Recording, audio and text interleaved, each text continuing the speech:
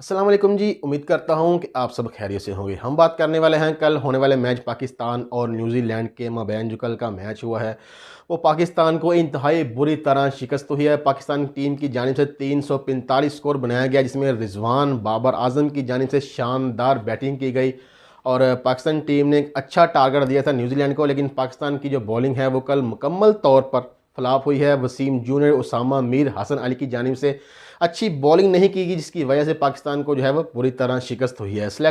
اگر ہم بات کریں یہاں پر کہ فخر زمان کو کل کیوں نہیں کھلایا گیا، تو فخر زمان جو ہمارے سینئر ریٹائر ہوئے ہیں ان کی جانب سے یہ کہا جا رہا ہے، تبصرے کیے جا رہے ہیں مختلف ٹی وی چینل پر کہ فخر زمان جو ہے وہ انڈیا کی پچز پر بہت اچھا کھیلتا ہے۔ یہ نیوزی لینڈ، انگلینڈ یا آسٹریلیا کی وکٹیں نہیں ہیں جہاں پر اس کو جو ہے وہ مشکلات کا سامنا کرنا پڑتا۔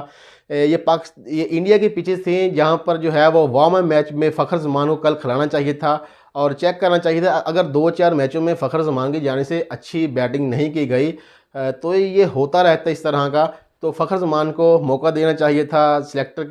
ٹیم سلیکٹر کی جانب سے یہ کہا جا رہا ہے کہ ہماری ٹیم جی ادھوری ہے فخر زمان کے بغیر۔ اگر فخر زمان کے بغیر آپ کی ٹیم ادھوری ہے تو کل اس کو کیوں نہیں موقع دیا گیا؟ وارم میچ میں اس کو جو ہے وہ کیوں کھلایا نہیں گیا؟ عبداللہ شفیق کی ہم بات کر رہے ہیں کہ عبداللہ شفیق صاحب آدھی وکٹ میں جا رہے ہیں، آدھی وکٹ میں جا کے وہ بال کھیل رہے ہیں، تو بھائی یہ گراؤنڈ لیول کی تو میچ نہیں ہو رہی ہے، یہ ورلڈ کپ کے میچ ہو رہے ہیں۔ آپ کو یہاں پر سوچ سمجھ کر بیٹنگ کرنی چاہیے، سوچ سمجھ کر ہر بال پہ آپ کو فیصلہ کرنا چاہیے کہ پوری دنیا آپ کو دیکھ رہی ہے۔ پاکستان کے جو لوگ ہیں وہ آپ کے لیے دعا کر رہے ہیں کہ اللہ تعالیٰ کی رحمت سے پاکستان ورلڈ کپ جیت کر واپس لائے۔ یہاں پر ہم بات کرنے جا رہے ہیں کہ عماد وسیم اچھے کھیل رہے ہیں، موجودہ وقت میں وہ کاؤنٹیاں کھیل رہے ہیں، لیگیں کھیل رہے ہیں، اچھی پرفارمنس ہو رہی ہے ان کی وہاں پر، تو ان کو بھی ٹیم میں شامل نہیں کیا گیا۔ محمد عامر جو ہے وہ ریٹائرمنٹ نہیں واپس لی، اس کی وجہ سے ان کو واپس نہیں لیا گیا۔